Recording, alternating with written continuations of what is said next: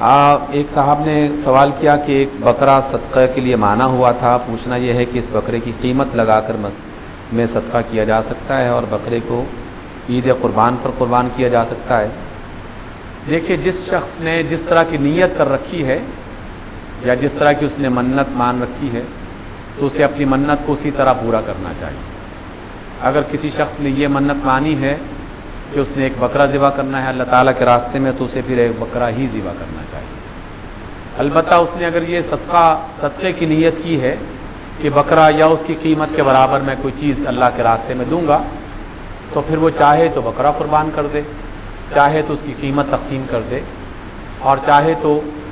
کھانا کھلا دے اس کی قیمت کا۔ یہ تمام صورتیں جائز ہیں۔ لیکن اگر اس نے باقاعدہ نیت میں کسی چیز کا تعین کیا ہوا ہے، باقاعدہ فکس کر کے اس کو بتایا ہے کہ ہاں یہ والی چیز میں اس طرح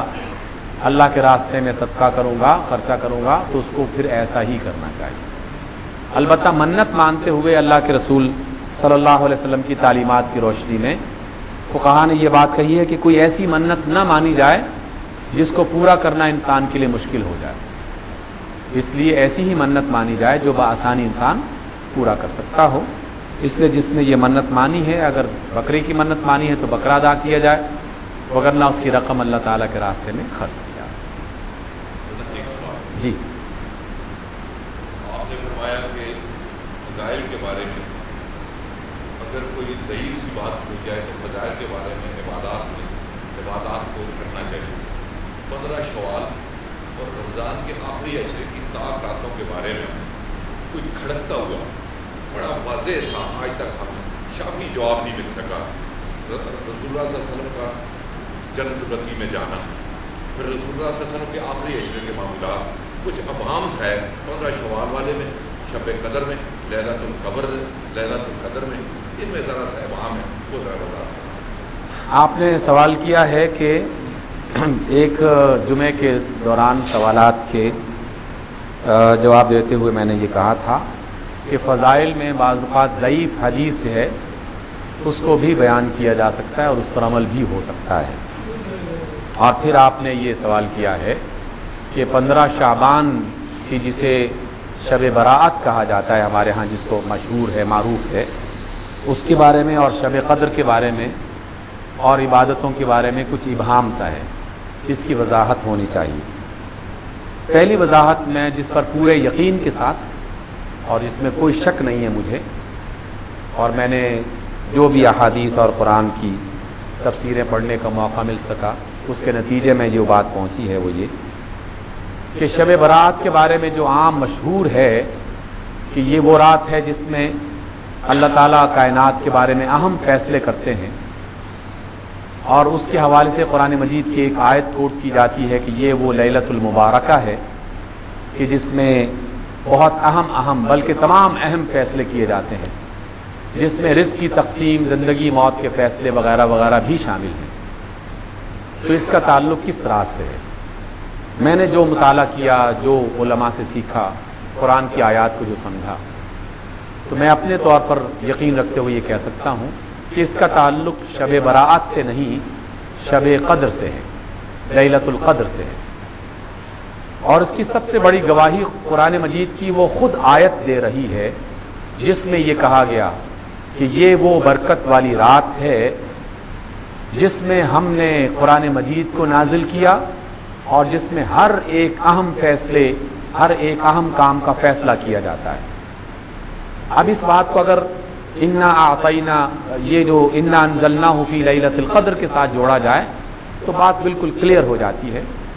کہ اللہ رب العزت نے خود سے پھر ایک دوسرے مقام پہ کہہ دیا کہ ہم نے قرآن مجید کو لیلۃ القدر میں نازل کیا تھا۔ اس کا مطلب یہ ہوا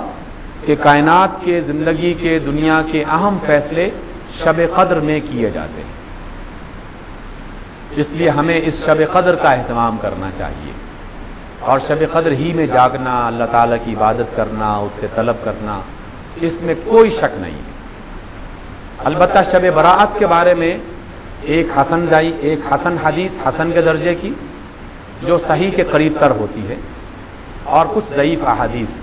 اس طرح کی ہیں کہ رسول اللہ صلی اللہ علیہ وسلم اس رات کو عبادت کثرت سے کیا کرتے تھے، اور آپ علیہ السلام کا معمول تو در حقیقت تمام شبوں کے حوالے سے ایسا ہی تھا۔ کوئی شب آپ کی ایسی نہیں ہے کہ جس میں آپ نے عبادت نہ کی ہو اور آپ کے پاؤں متورم نہ ہوئے ہوں، اس میں سوجن نہ آئی ہو۔ لیکن کچھ راتوں میں اللہ کے رسول صلی اللہ علیہ وسلم نے کچھ خاص دعائیں کی، اور انہی ضعیف حدیثوں میں سے اور ایک حسن کے درجے میں جس کا آپ نے حوالہ دیا کہ آپ جنت البقیع میں تشریف لے گئے اور ام المومنین جو تھی انہیں پریشانی لاحق ہوئی، اور آپ واپس آئے تو آپ نے فرمایا کہ فلاں قبیلے کی بکریوں کے بالوں کی مقدار میں ایمان والوں کو اللہ تعالیٰ بخشنے والے ہیں۔ اگر اس کو ضعیف بھی سمجھا جائے تب بھی ہم یہ تو یقین سے کہہ سکتے ہیں کہ اہم معاملات کے فیصلے شب قدر میں کیے جاتے ہیں، لیکن لیلۃ شعبان جو ہے وہ اللہ کے رسول کی طرف سے عبادت کی ایک رات تو ہے، اور اس میں اگر کوئی شخص عبادت کرتا ہے تو یقیناً فضیلت اس کے حصے میں آئے گی، اور اللہ تعالیٰ کی مہربانی پر ہمیشہ پر امید ہی رہنا چاہیے۔ اس لیے میں نے اس حوالے سے کہا کہ جو فضیلت کے اعتبار سے ضعیف حدیث بھی مل جاتی ہے اس کو اختیار کرنے میں کوئی حرج نہیں۔ البتہ جہاں کسی حدیث کے بارے میں یہ پتہ چل جائے کہ یہ موضوع ہے، گھڑی ہوئی، غلط ہے، تو بس اس سے بالکل مکمل طور پر کنارہ کش ہو جانا چاہیے کہ نہیں، اس پر کوئی عمل نہیں ہوگا،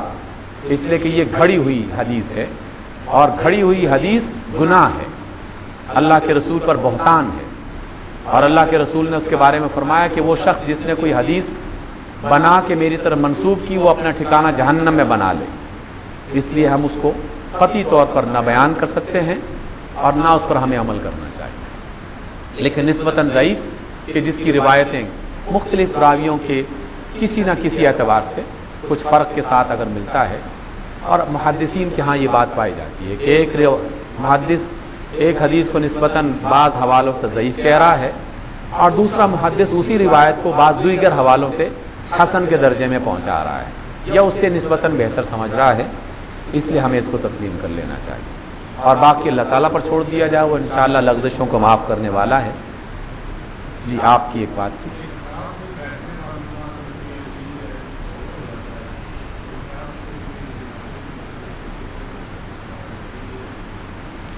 آپ نے ایک سوال کیا کہ اگر اعتکاف کرنے والے شخص کا کوئی عزیز انتقال کر جائے تو کیا اعتکاف کی حالت میں اسے جنازے میں شریک ہونا چاہیے؟ دیکھیے اس میں اختلاف علماء میں روایتوں کے اعتبار سے پایا جاتا ہے، لیکن اکثریت علماء کی یہی ہے کہ اسے جنازے میں شریک نہیں ہونا چاہیے، کیونکہ جنازہ جو ہے وہ ایک طرح کا فرض کفایہ ہے۔ اللہ تعالیٰ کی طرف سے یہ رخصت ملی ہے کہ اگر اہل محلہ میں سے خاندان میں سے کچھ لوگ بھی جنازے میں شریک ہو جائیں تو جنازے کی اہمیت پوری ہو جائے گی، اور آپ کی طرف سے جو بنتا ہے واجب وہ پورا ہو جاتا ہے، آپ پر کوئی گناہ نہیں ہے۔ اس لیے اعتکاف میں جو شخص بیٹھا ہوا ہے وہ اس کے لیے دعا کرے کثرت سے، اس کے لیے نوافل پڑھے، اس کے لیے قرآن مجید کی تلاوت کرے، اور اگر پیسے والا ہے تو اپنے گھر والوں سے کہے کہ اس کے نام پہ صدقہ کر دیں،